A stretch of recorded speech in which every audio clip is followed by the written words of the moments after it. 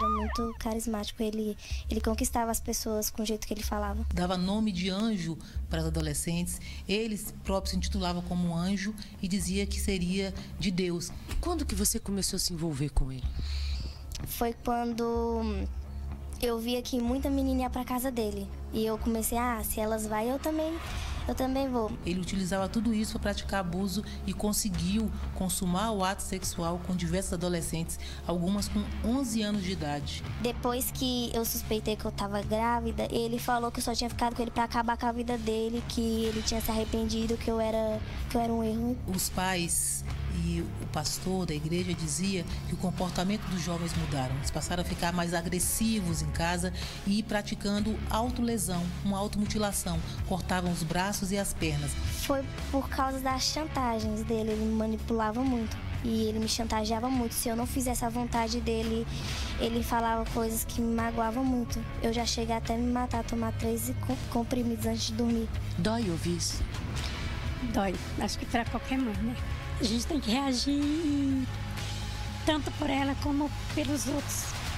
Você é um homem de Deus, Gilmar? O que você fez foi de Deus?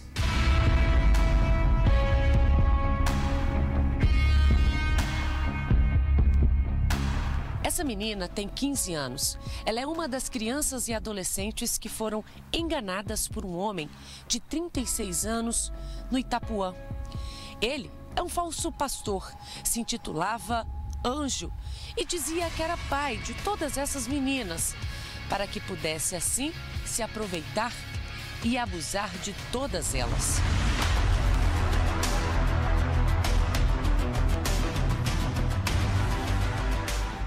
Mais um desses crimes absurdos, né? Envolvendo diversos adolescentes.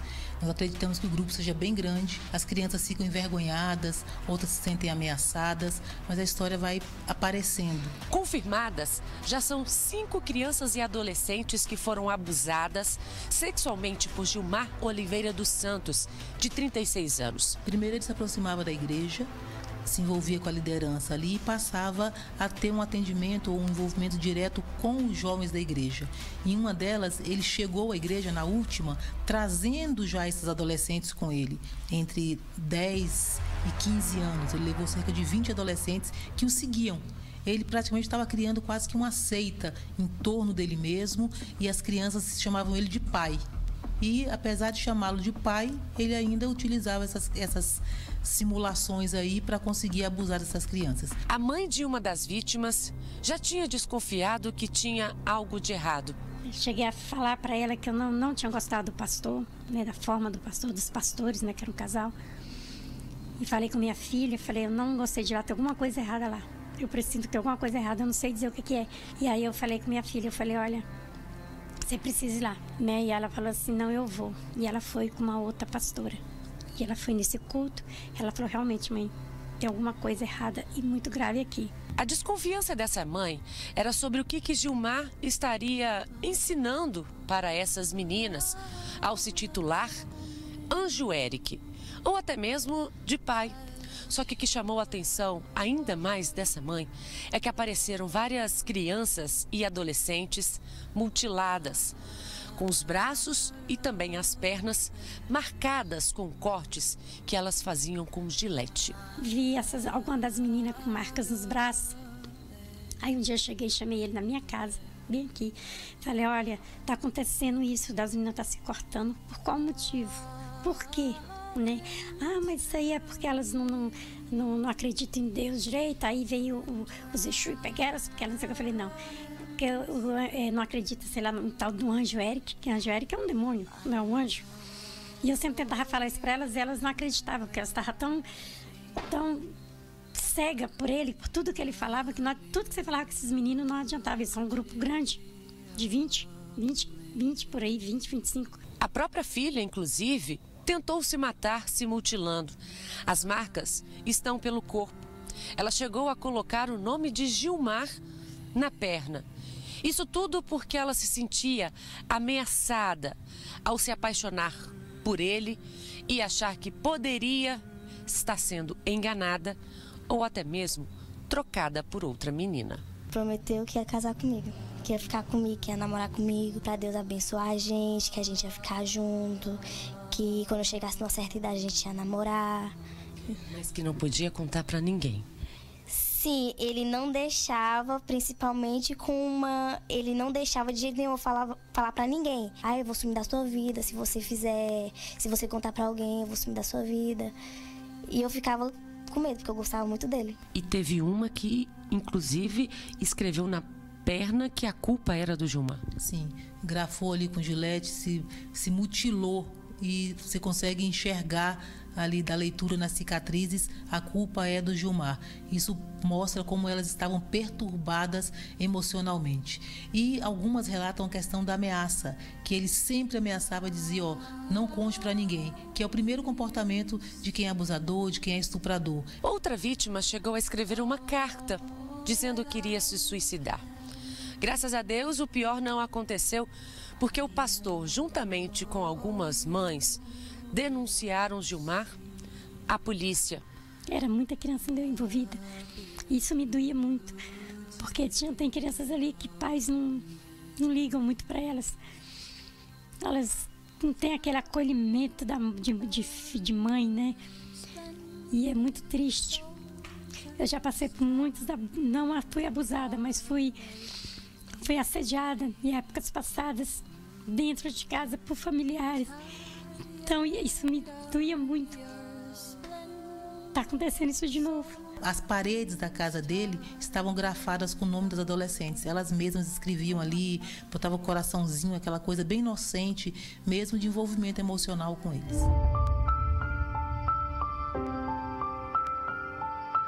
Depois do meu aniversário, ele falou que de presente eu ia ganhar um selinho que Deus tinha deixado. E ele começou a me dar selinho. Com isso, aí ele foi aumentando. Até que vocês tiveram relação. Sim. E falava em nome de Deus. Sim.